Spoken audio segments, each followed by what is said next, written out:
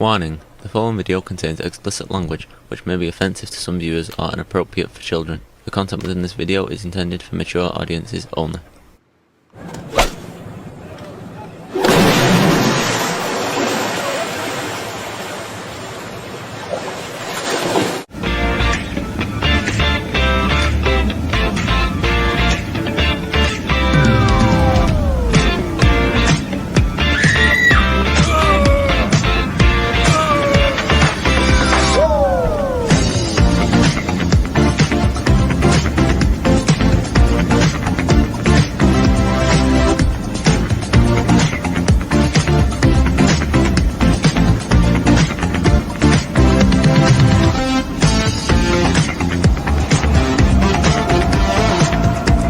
Hey everybody, it's Jeff.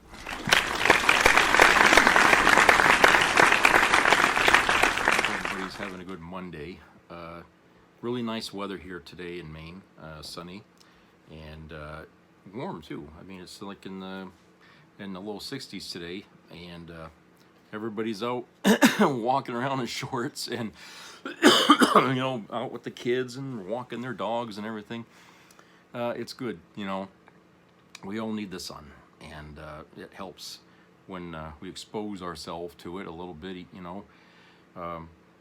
When you live in a state like Maine and it's always gray and gloomy and stuff, you don't realize the importance of getting sunlight until you live in a state like that. I mean, when you live in Florida, you get sun a lot more. California, some parts of the state, it's just you know what I'm saying.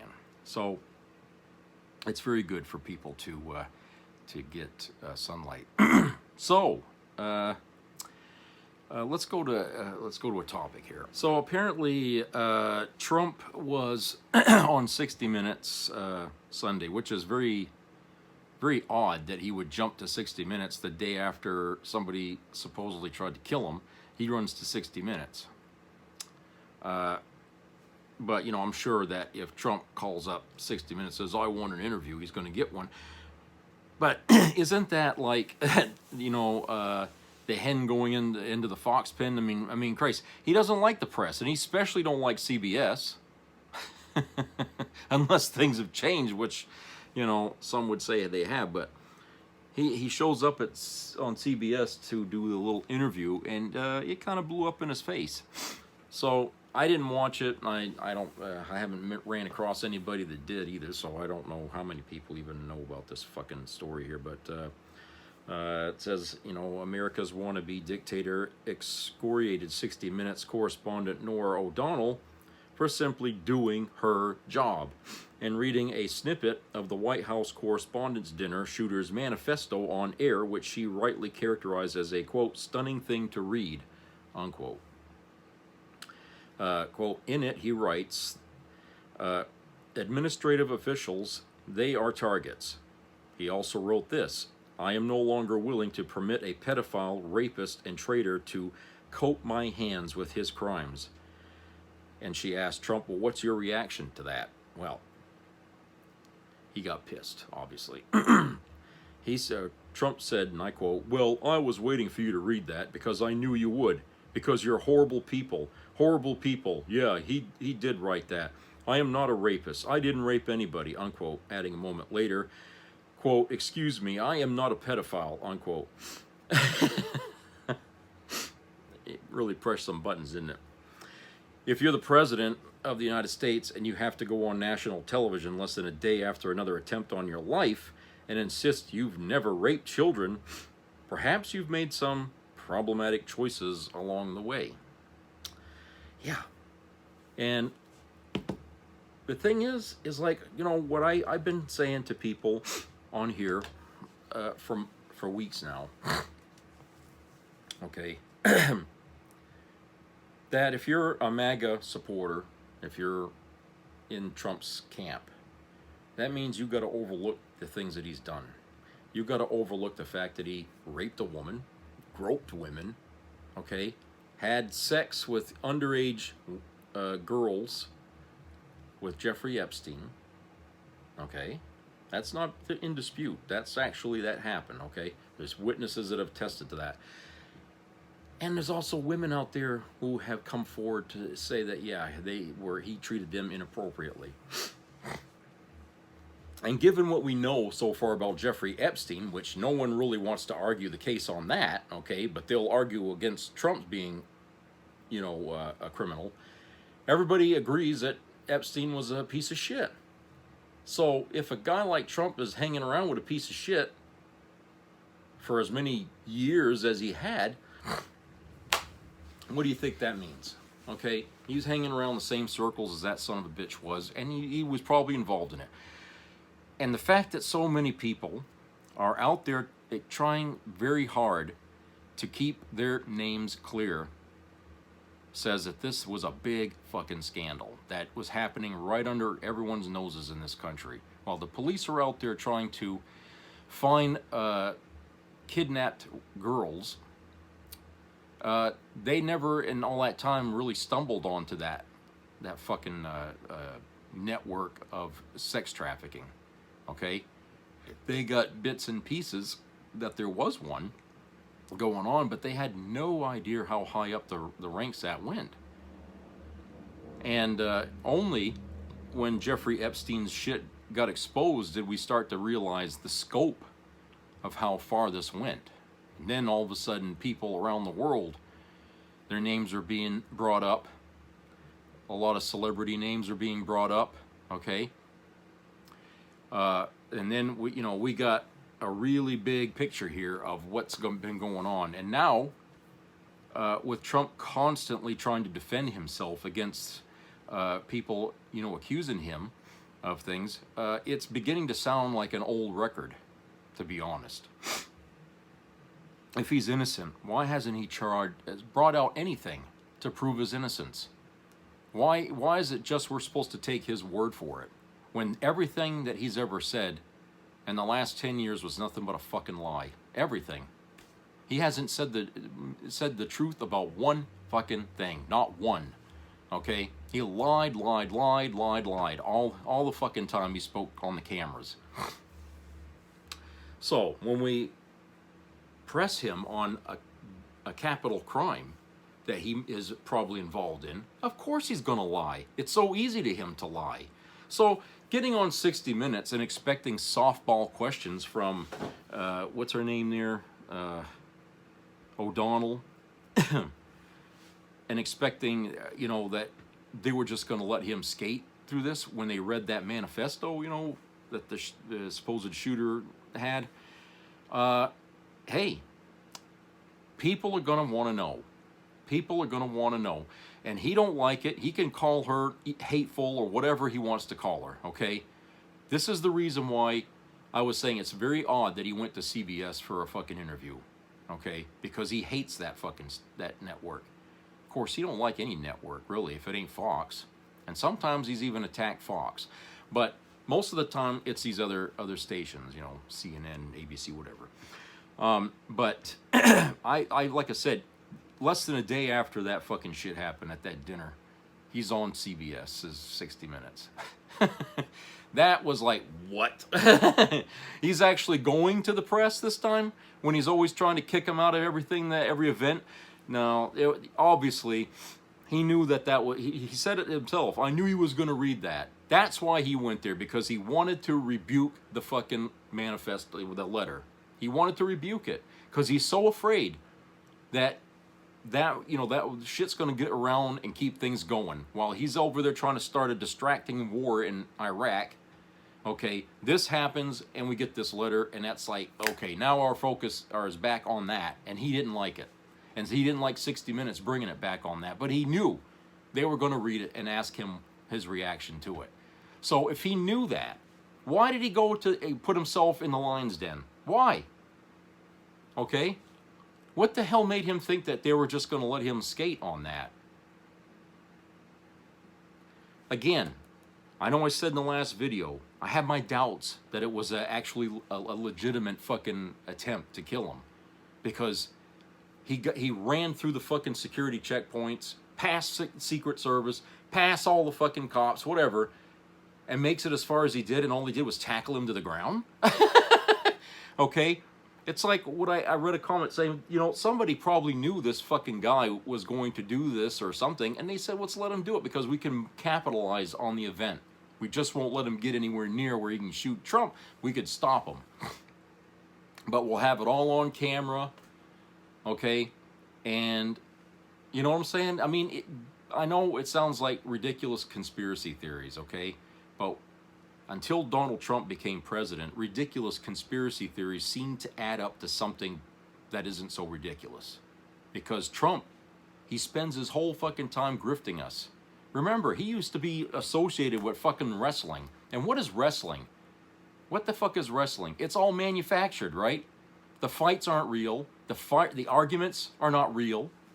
Okay?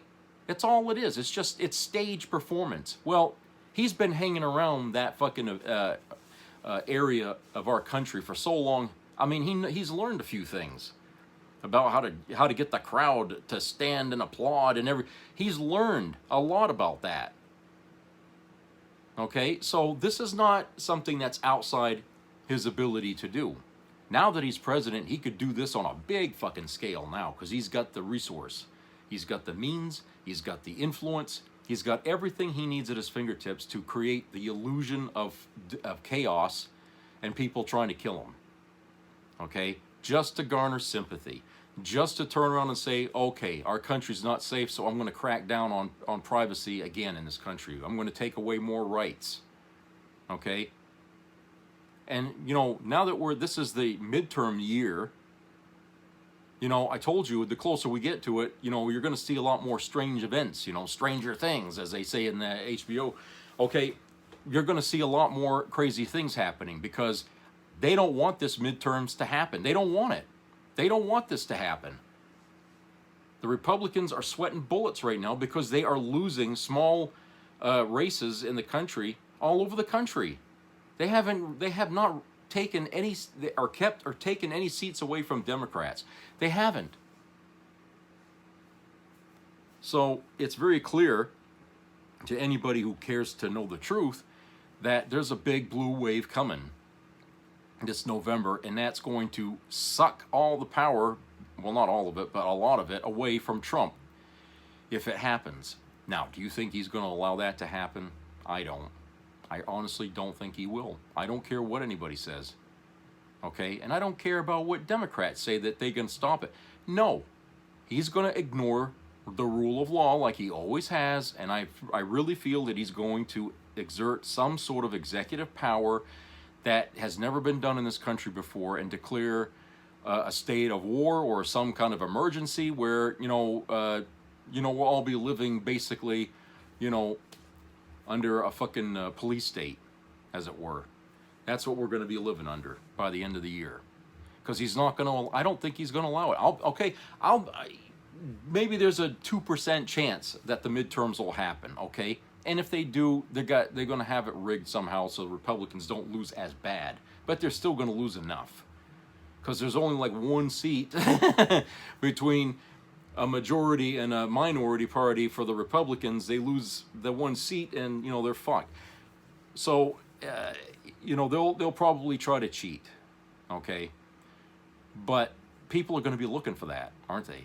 Because they know Trump now. They know what he's like. So they're going to be looking for that. So if they're going to cheat, they better do it good. Because if they don't, and you get one person that spots a problem, that's it.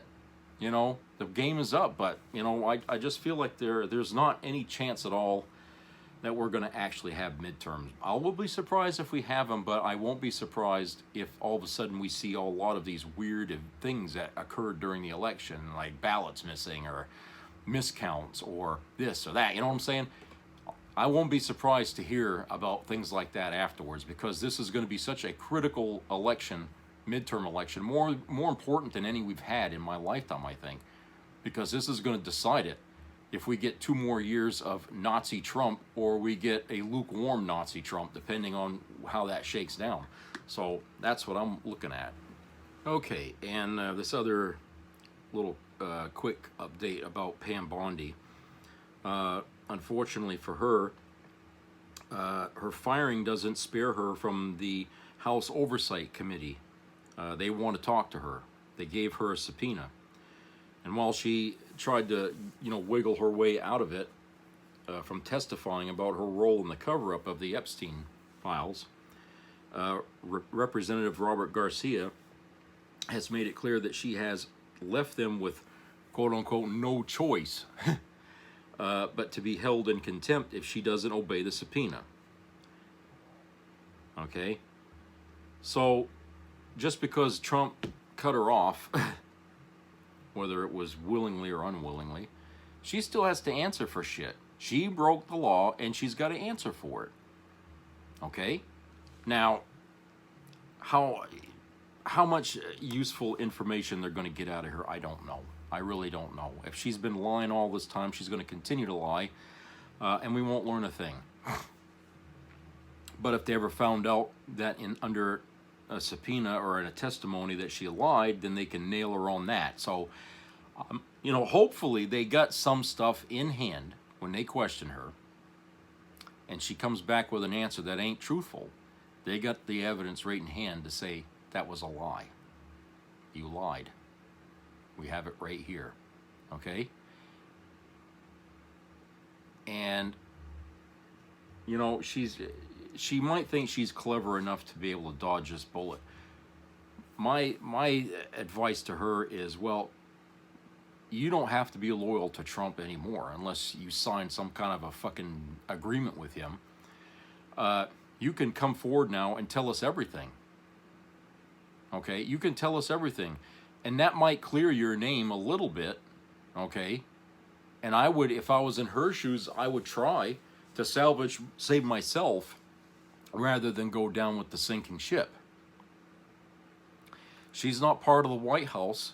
I don't know if she's got another job somewhere else in the government that's somehow attached to Trump. I don't know what's going on with her right now. Okay, she kind of just vanished off the radar for a while, and now this has come up, where they're after her to testify.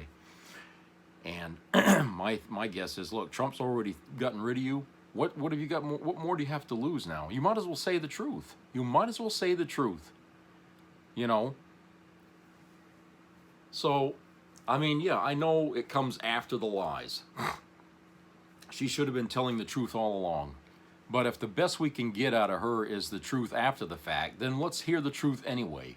She knows what's in those files. I mean, otherwise, the redactions wouldn't have happened. She had to see the things that had to be redacted, correct? So she knows what's underneath the redactions. She knows what's there. She knows the names. She's seen the names. She knows how deep this goes. But, like I said, it's up to her. She could try to redeem her name the way Marjorie Taylor Greene seems to be trying to do, okay, in her own way. But she can try. She's only been Attorney General for, what, a year and a half?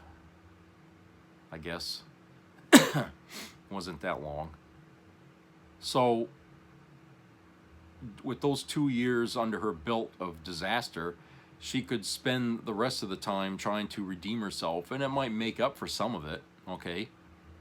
It might bring some credibility back to her name. I don't see how that could be a bad thing, especially if she wants to have a job in the future here, okay? But if it ever comes out that Trump's paying her to keep her mouth shut, which it's very possible, okay? There's not anything beneath this man that he'll do, okay? He will do these things. So if he's paying her to keep her mouth shut and avoid the subpoena and all that shit, it's going to get out somehow. And you can chalk that as item number 5001, okay, of things Trump has done against the law. Okay? I mean, do laws mean anything to people in MAGA? I wonder. Because if it wasn't for laws, right? If it wasn't for laws, a lot of people in MAGA would probably already be dead. Honestly. A lot of people in MAGA would probably already be dead if it wasn't for laws. To restrain the public, to be civilized, okay? To go against the grain of the law, okay? And, I know a lot of people out there don't like cops, they don't like fucking law enforcement or whatever, okay? I know this. But I also know that the laws are there to keep people in check, to keep us civil. And if MAGA doesn't like these laws or thinks that they're in the way for them to get what they want, then, you know, they're looking for anarchy. And how the fuck do you think that's better? That's making America great again by turning it into a fucking anarchy. Because that's what they're really shooting for, isn't it? They want to destroy any semblance of what America was. They just want to destroy it. And they don't even know why. They're just people who are unhappy, disgruntled, you know, people that can't get their way 100% of the time. Okay? Nobody gets their way 100% of the time. Even the rest of us that don't support Trump. Okay? We don't get our way, but we understand that that's life. Okay? It sucks. When there's a million things you can have and a million things you can't have. Okay? It sucks. But that's life. And if you can't accept that, then stop trying to destroy what you can't have. And that's kind of what MAGA is. I mean, they're just out there to destroy America because they can't have it their way, like Burger King, you know. Here's something interesting here. Greg Abbott is launching a re-election run. Can you believe the balls on this man? He has become a national figure for his astonishing mismanagement, breathtaking corruption, and shocking cruelty. He's the man who stripped Medicaid from 2 million Texans. 2 million. Most of them kids. He's the man who has spent years trying to privatize our public school systems and funneled $1 billion taxpayer dollars into the pockets of his donors. He's the man who refused to use state money to feed kids during the SNAP freeze. Former school board president Gina Njoska is running to put an end to Abbott's depravity once and for all. Knowing that this guy is running on that kind of a record, you would think that Texas would say, we've had enough of this fucker. It's time to change the diaper. Okay? You think. I don't know what the polling is right now for this, but I can tell you that as crooked as Greg Abbott is, he's got money behind him, and a lot of it, to keep his ass in the chair. And he might have the money to advertise, you know, vote for me, vote for, you know, all this shit and that. But he can't take that money and buy voting machines just geared for him. You know what I'm saying? He can't do that. And what Texans can do is come together finally and say, okay, it's time to change the diaper. It's time to change course. We've had it with this man. He's not on our side. He gets his marching orders from the federal government, which is surprising to me, because when I lived in Texas, the federal government was always looked at as the enemy. Okay? They don't like that. And that probably goes all the way back to the fucking Civil War, that attitude. I don't know. Okay? I never could understand that. But Texas always wants to be its own little thing. Like, well, yeah. Their own little state, their own little country, Texas. Okay? That's what they got in their mind. But you can't be independent of the rest of the government as long as you're a state. If you want to be that way, you have to leave the union. You have to get out of the union. If you want Texas to be a country in itself, then you got to leave. You got to take your star off the flag. Okay? But as long as you are there, okay, you have to play by what people want. Okay? You can't screw people over as often as this man has and expect people to continually support you. I mean, people must follow the bread trails. When shit happens that they don't like, do they take the time to figure out why it happened? Because I think you're going to find that 9 times out of 10, you can follow the breadcrumbs all the way back to the governor's mansion. Okay, you're going to be able to find that. Okay, that it was his idea he hatched with a bunch of his buddies, thinking of how he can fuck everybody over. Now, you know, there was a boom in that state not too long ago. Jobs and housing and stuff. That's all coming to an end now. under his watch. That's all crashing down. People now are losing the value of their homes. They want to get the hell out of Texas. They want to get out of that state because the taxes are through the fucking roof down there now. And they can't sell their homes. So now you got a bunch of homes down there that were just recently built that are no longer being lived in, okay? That's just sitting there. And what was a booming job market has kind of gone down to a fucking squeal because of policies he enacted, policies he did. You know, following Trump's lead, as it were, because he gets a lot of his advice from the nut in the White House, okay? So he's fucked his state big time when they were doing good, and then he undid all that. Because there were people from Maine, you know, young people that I knew, all moving to Texas because that's where the money was, okay? That's where everything was. Not anymore now. A lot of these people lost their jobs down there, okay? And like I said, people bought brand new homes down there. Apparently they were overpriced to begin with, but they bought them. And now with the tax rate going up on property taxes and stuff like that that they got to pay, it ain't worth it. So, yeah. So this is what he's brought to Texas. And I feel bad for the Texans because, you know, it's disrupting families. It's, you know, forcing them to leave. You know, kids, you know, being yanked out of school, going to another school. I mean, it's an upheaval. And it didn't have to happen. You know, it was all a big fucking thing, money-making thing for the governor, which fell apart. So I think people need to keep that in mind when they go to the ballot box down there. You know, do you want to keep riding in the same fucking swill, or do you want to change the tune? You know, because, you know, I'm sure people down there are getting sick of hearing this shit all the time. I mean, I know I am when it comes to Trump. I'm sick and tired of hearing his song because it's just driving me nuts. You know, I can't fucking do anything without hearing his name brought up on TV for some damn thing that he's done, okay? Or something that he's not doing. Okay, it's constant. And it's not because the press had this fucking desire to bring him down. It's because he's constantly keeping his name in the news. That's what he likes. He likes the attention. Whether it's good or bad, it doesn't matter. So, you know, I was telling a friend of mine, the price of gas is over like $4 a gallon up here now. And they said, I don't know why it's up that high. They said it was going down. I said, who told you that? I said, the price of gas is not going to go down until the shit in the Middle East has been brought back to normal there, but it's not going back to normal.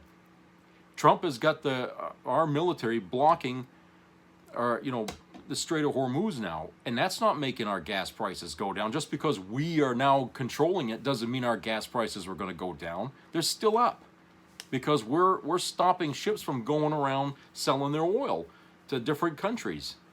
It's affecting China. He's pissing off the whole fucking world. Okay, everybody, a lot of people, a lot of countries get their oil through that strait. And now the United States has got its hand on the throat of that fucking area. And it's affecting every country, even ours. That's what's going on, you see. And that's why I'm saying this is, you know, why people thought that, oh, gas is going to go down. No. And this is also the beginning of the travel season. The price of gas never goes down during that time of the year. Even under Democrat presidents, the price of gas always inches higher during the travel time of the year. The companies know where the money's going to get. So this is not ever going to go down, okay? And it's going to remain high,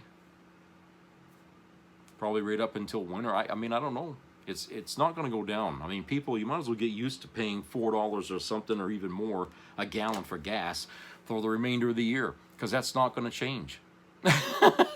Okay? Don't believe what Trump tells you about, oh, we're doing good. Don't believe it. It's all fucking hoax. Okay? He calls it fake news here when we're talking. Well, he's giving you fake news. Okay? He's got no basis to tell you anything's going right over there in Iran, because from all the other sources that I read, it is. It's not. Okay?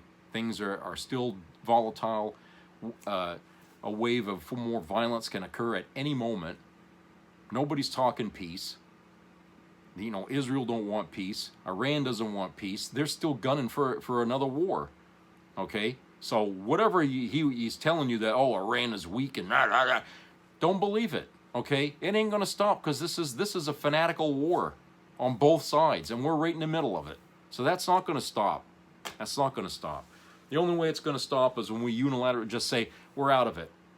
Trump's never gonna say we're out of it. But until we say we're out of it, and that's probably going to take a whole different president to just yank us out of that fucking mess. We're going to be caught in the middle of this here forever. You know, that's what we got to look forward to. Okay, let's go to a commercial break. We'll be right back.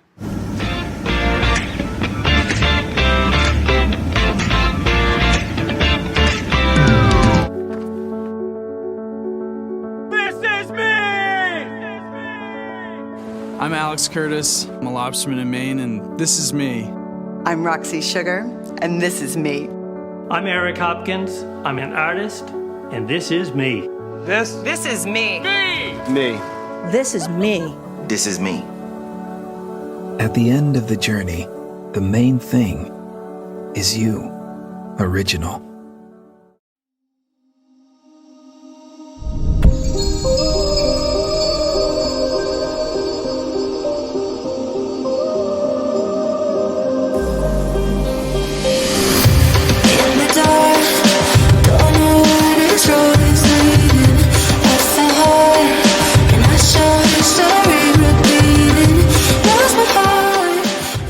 DoorDash girl, the sneaky spy who brings the fries. She delivers, she discovers, snap and share it all. Press the crash out button and... I'm the victim! DoorDash girl, the villain next door.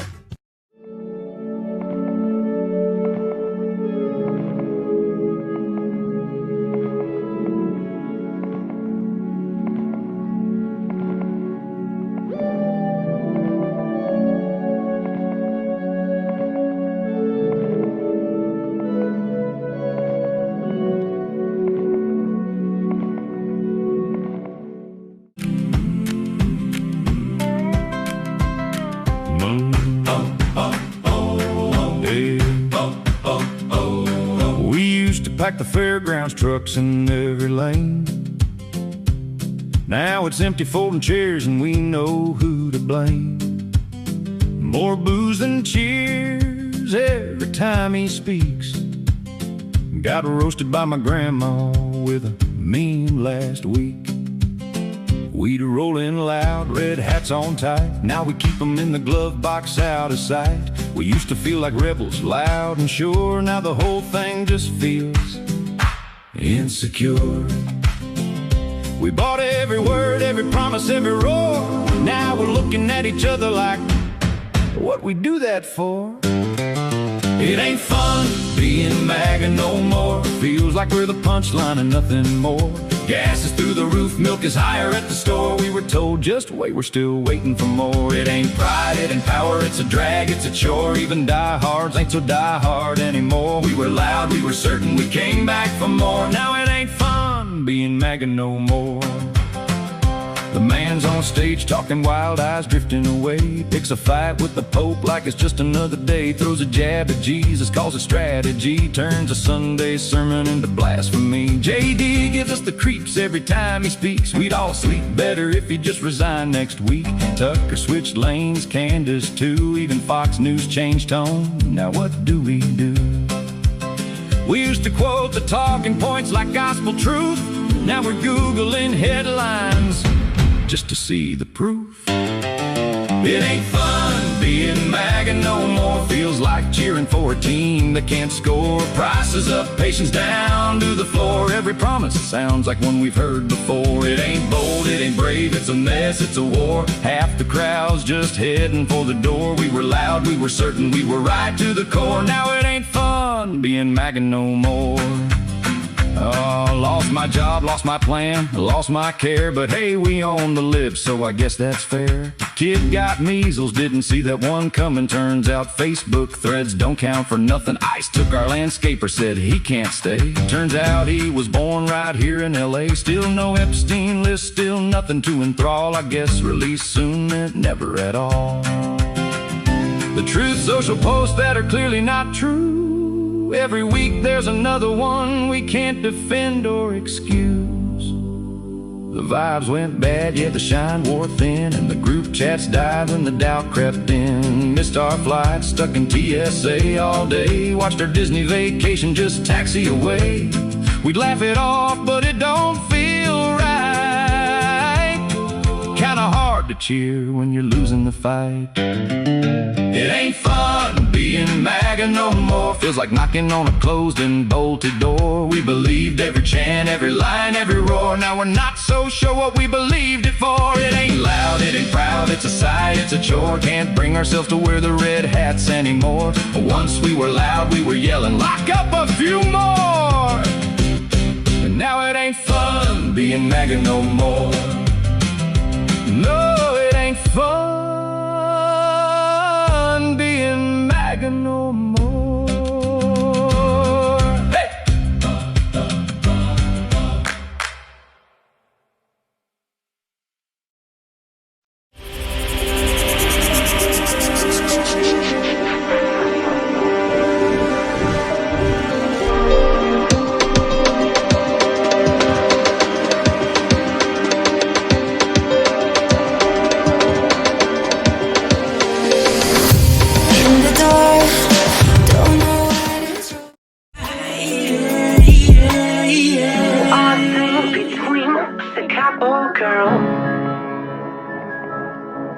But I'm a few percent of your love.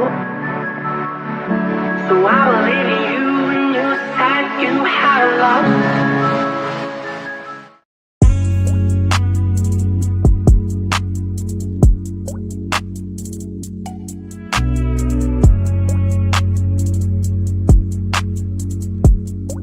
Because I will tell you this, brother. What? You know? I will tell you this. You raise your boys, I raise your boys. You what? You erase my voice? Whatever it is. You erase my voice? Is that what you said? If I raise my voice, you'll erase my... Exactly, yeah. Yeah. Are you serious? You said if I raise my voice, you'll erase my voice? Yes. Mm-hmm. Wow. Unbelievable. Be a part of the entertainment value of a lifetime.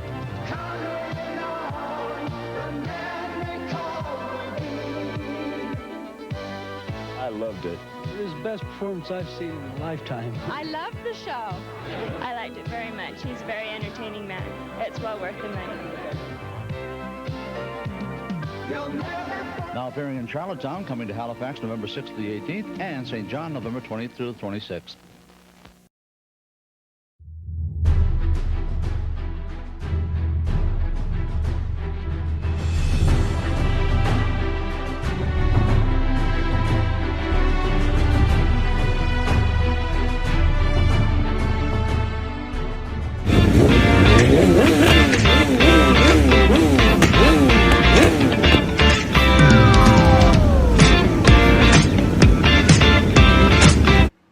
Okay, welcome back, everybody. Welcome back. All right, so I have this other little piece of news here on the heels of what I was just talking about before we went to break. Israel Prime Minister Benjamin Netanyahu reveals cancer diagnosis. Netanyahu said he underwent treatment for early-stage prostate cancer after doctors found a malignant tumor. The diagnosis was included in an annual medical report he delayed releasing for 2 months, saying he feared Iran would use that information against Israel. Really? How would... I don't see how... He sounds paranoid. The 76-year-old leader is up for re-election in October. His approval rating is at 34%, down from 40% at the start of the Iran war. Meanwhile, Israel says it struck Hezbollah targets in southern Lebanon hours after President Trump announced a 3-week extension of the Israel-Lebanon ceasefire. Hezbollah subsequently called the ceasefire meaningless. Let's see. I guess that's it. All right, yeah. So Netanyahu has cancer. Can't say I'm going to shed any tears over that. I'm sorry if that makes me sound vicious and cruel, but what's Netanyahu done for us? Honestly. What has he done for us? Why should I care that he's got cancer? You know, he'll take the people's money over there and spend it on treatment for himself at the finest hospitals, and at the same time he's going to expect them to give their life in this futile war that he's continuing to do here with powers that are beyond, you know, what they're capable of handling. A lot of people are going to die because of him. You know, I don't know how a guy can live with himself like that, you know. But then, you know, we got a lot of people who have no conscience and they end up becoming leaders of countries. How is it we allow that? When we criticize folks for not having a conscience when they commit murders and stuff like that, and we'd say like Chris Watts and say, how the fuck can a guy do that? Kill his whole family and his babies. It's a, you know, he's got no conscience. Yeah, that's true, he doesn't. But yet we vote for people like that to sit in the chair of the White House or some other seat of power in our world. How is it we do that and not really recognize it when it happens? Okay, when they get in there and they start behaving this way, why don't we fucking step up and say, get out? If Chris Watts became the president of the United States, okay, let's leave the parties out of it. If he ran for the president of the United States, would you fucking vote for him? Just say you didn't, you know what I'm saying?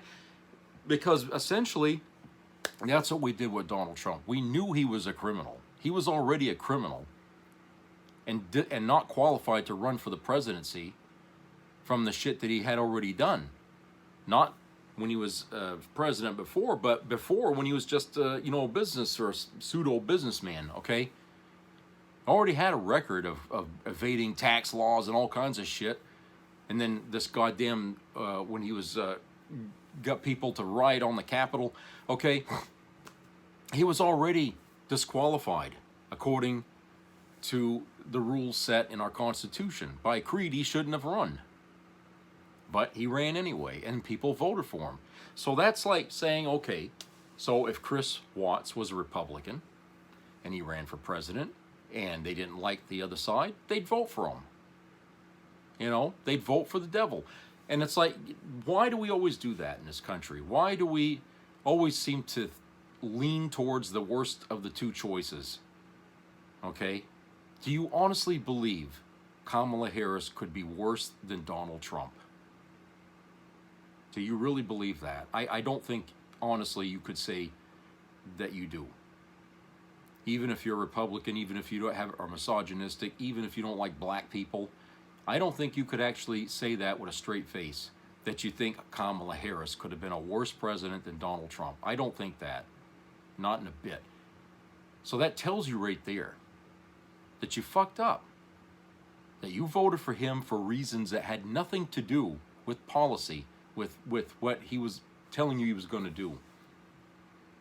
You voted for him because you felt that it would keep what you couldn't stand away from the seat of power. You used your bigotry and your misogyny to put in the wrong guy. Okay? Now you see what that's cost you. For some of you, you lost everything, didn't you? Your jobs, your families. People don't want to talk to you anymore because they know you're a MAGA nut. For some of you, the cost has been extremely high. Okay? So, why don't you look at yourself and ask yourself, why am I still a racist? Why am I still a misogynist? Why am I, you know what I'm saying? Look at yourself and say, does it really pay at the end of the day to maintain this fucking normal attitude that I have to be hateful against people? Is it really, or should I change? Okay? Change doesn't come easy, I know that. But at some point, if you consider yourself mature and an adult, you have to have the courage enough to admit that you're doing something wrong and you need to stop. Okay? You got to recognize what you're doing is wrong. Even if it means that you got to ignore 20 years of your parents beating your head in about, oh, you got to hate these people, you got to hate them. Even if you got to go against your lifelong connection to a church or a religion that tells you that it's okay to hate women or black people or whatever. Okay? They can't all be right.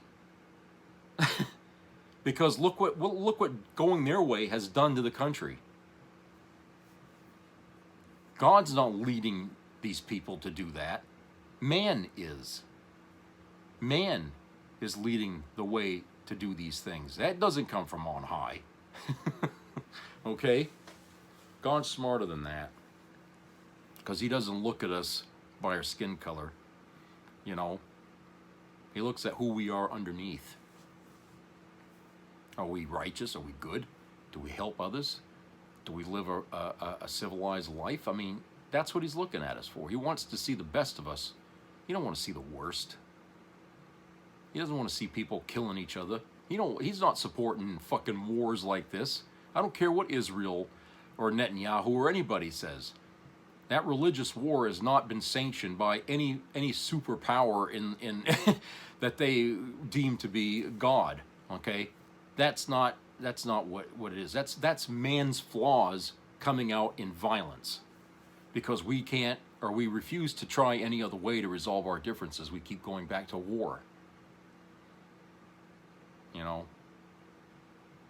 So, like I said, this is really, with Netanyahu having cancer and all that, I can't feel sorry for the guy because he's pulled our country by the nose hairs into this fucking mess over there, which is really not our business. We've got no right to be over there involved in this shit, okay? What we should be doing is what we've always tried to do in the past, is bring the two warring parties to the table and hammer out a fucking agreement. And see if they can't, begin there. I know we've tried that many times before and it always fell apart. But isn't the effort, a more honorable thing to do than to just simply put a gun to somebody's head and blow their brains out? I mean, come on. Because that gets you nowhere. It leads to thousands and thousands of innocent lives dead. How many babies have been killed, in this fight already? How many families destroyed? That's the reason why these things never stop. Because it's an eye for an eye attitude over there. And that's never going to quit. So, like I said, I don't feel bad. If he dies, they'll probably put some other bozo in there that's just like him. I don't know. But I don't have any sympathy at all for the man. And if it makes me sound callous, well, okay, so I'm callous. Okay? But he hasn't earned my respect. Netanyahu hasn't earned my respect. And he wants me to kiss his ass because he's Netanyahu. But I don't work that way. You got to earn my fucking loyalty if you want me to kiss your ass, okay? And until he does, you're not getting it. Same goes for Trump. Okay? I've got no fucking respect for that man either, because he's never earned it. And the way he's lived his life is somebody I would never want to know. That's a hateful man right there, evil. And I just would not want to be associated with somebody like that, even for 5 minutes. I wouldn't even want to go to a dinner with him or anything like that. I would not sit with that man. Wouldn't shake his hand, wouldn't do a goddamn thing. I'm sorry. But until he's gone, my respect for the government, not going to say that my respect for the country has soured, but my respect for its government has soured. Okay? You can love your country, but you can hate your government. Okay? Because government is not the country. We are the country. The citizens are the country. The government, that's something else. Okay, and lastly, this other article here about Barron Trump. Okay? And this probably won't surprise many of you out there, but if you didn't know, this is article, it's titled, Barron Trump Gets What He Deserves as a Business Fraud Has Been Exposed. Barron Trump's new fraud of a beverage company is quickly amassing haters before it's even launched. The Instagram page for Solos Yerba Mate, a business that lists the youngest Trump as one of its directors, was flooded with angry comments as it teased its May launch. Yerba Mate is a traditional herbal tea that originated in South America, and the company's name is drawn from sol, S-O-L, the Spanish word for sun. The business is headquartered at a 4,500 square foot property in Palm Beach, Florida, where President Trump's Mar-a-Lago estate is also located. The irony of the branding wasn't lost on social media users who pointed out that the Trump administration has been hard at work targeting Latino communities under its hardline deportation blitz. Quote, nice cultural appropriation. They don't want Latinos in the United States, but they want their products.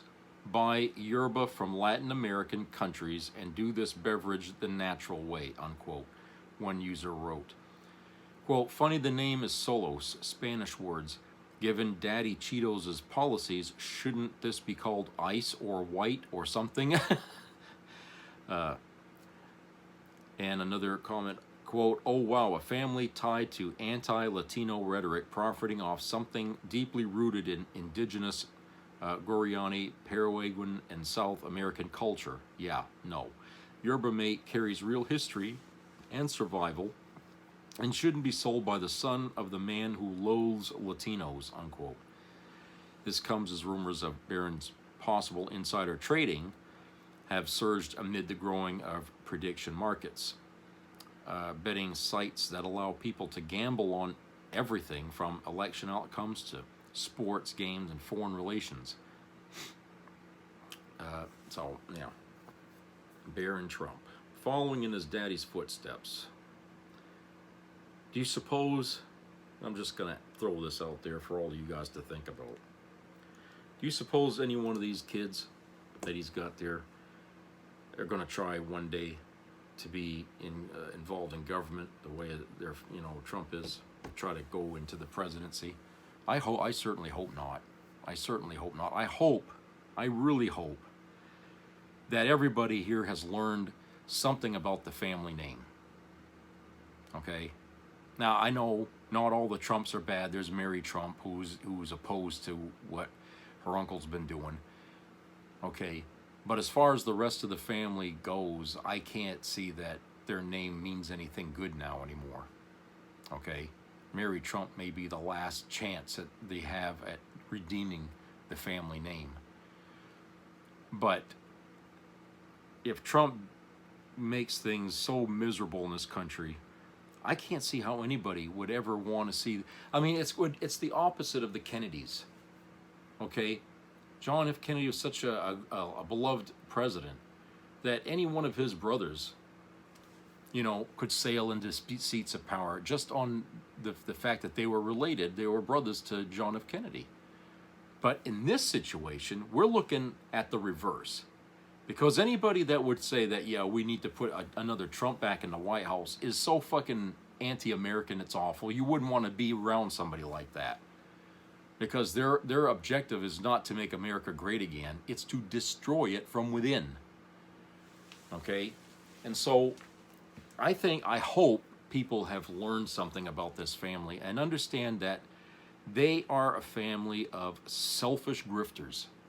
Okay? They only do things if they think they're going to win out 100% of the way on it. Even if they got to step on your neck. Okay? That's what they're going to do. And, we've seen how, Donald Trump Jr., I guess, or whatever, comes out to defend his father in this ridiculous way that he does. I mean, he's a guy that's really got sort of his father's ridiculous manner of trying to defend something using the most bizarre wording. You can imagine. He really takes after his dad in that way, but. I just hope that this country doesn't forget these years with Donald Trump and understands that man raised those kids. What do you think they are now? Just think about the shit that he taught them that's still rattling around in whatever you call it for them as a brain. You know, would you really want something like that? You know, a loose screw back in the... I mean, come on. Honestly, it's a shameful thing to suggest that Americans are too stupid to learn from a mistake. You know, I would hope that Americans have learned from this mistake. Okay, because learning things the hard way is what you know, what people do, and we are learning the hardest lesson to be learned here, that Trump is not good for the country. He's actually a hateful anti-American sitting in the White House pretending to be a patriot, pretending to be on your side, and all the while cutting your throat, cutting your nuts off at every opportunity he can get, and getting away with it because of the people he's surrounded himself with. People who would fall on their sword for that man, and blind loyalty, fanatical loyalty. I mean, other countries have gone through things like that before with leadership in that level, and it's always worked out negatively for them in the end, in the long run. People think when what they're told by them is going to be good, our country's going to be strong, you know, and then come to find out at the end of their time as the leader, their country is completely destroyed. So I hope that we wake up before that, because I'd hate to see our country destroyed because we were too slow to react to do the right thing. Okay? And I wish I could grab a lot of these congressmen by the ear and tell them, look, get off your ass and do what you have to do. Do what needs to be done. What fucking the forefathers would be screaming at you to do at this point. The very thing that they tried to create our government to prevent happening has happened. Because of years and years of chipping away at this and that and everything else, and making the Constitution and all about it just seem meaningless. Now you get the Supreme Court doing the same fucking thing. And now when you got that on your side, I mean, anything goes. That's the very thing that they set in place to prevent this from happening is happening. And you know what has to happen to undo that. You know, I know nobody likes to be responsible for something that's beyond their understanding, okay? I understand that. People in the military have to take that responsibility every fucking day because, like it or not, they are part of the underlying mobility of us dealing with what's happening that goes beyond our understanding, okay? These people have to charge headlong into things they can't understand. All right? And so, but we do this. Some people get involved in things like that for their own reasons, and they're very different, okay? But you know, when it comes to fixing a problem that we know shouldn't be there, I don't think that our reasons to change that would be that much different in this case. When you're talking about overseas in other countries, it's a little more vague because we don't understand these other countries as well. But in the United States, we ought to understand it better. Okay? And so we should know. We should know that when the time comes that we have to do things, we should recognize the signs and then say, look, our leadership is being negligent here and exercising its power to prevent what's going on from going on. And so it's up to us to prod them, you know, kick them in the pants, as it were, okay, and remind them, look, we voted for you, we can put you in office, but we can get you out. If you're not going to listen to us, then you're of no use to us. You shouldn't be in there, okay? Because you work for us. It's not you work for yourself. No. If you have to come to us to get our vote, then you work for us. You know? So, like I said, this is where we come in. When I see that Congress, as close as it is, with one side being majority or There's no reason for the Democrats to sit idle. There's no reason for the Democrats to claim, oh, well, we can't do nothing because they're the majority. One seat, one fucking seat is all that separates them. Don't tell me you can't do anything.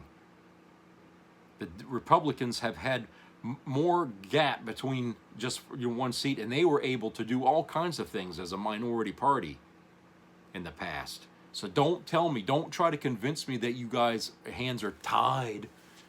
No, they're not tied. Maybe you need to take some pointers from Republicans and understand that there's powers that you probably don't even realize you have, or ways to get things done that can go over the heads of those in power, okay? Maybe you need to get a little more ruthless, okay? Because if you don't, you're going to watch the train pass you by and you're going to miss it. And God knows what's going to happen to the country in that event, you know. I don't know. Anyway, that's it for today. So I hope everybody has a great rest of the week. Subscribe, comment, share. Keep your ears open for health issues out there. And help each other out. Don't be ashamed. Don't be afraid. You know, help people out when you can. It's good karma. So I'll talk to you guys later. Take care.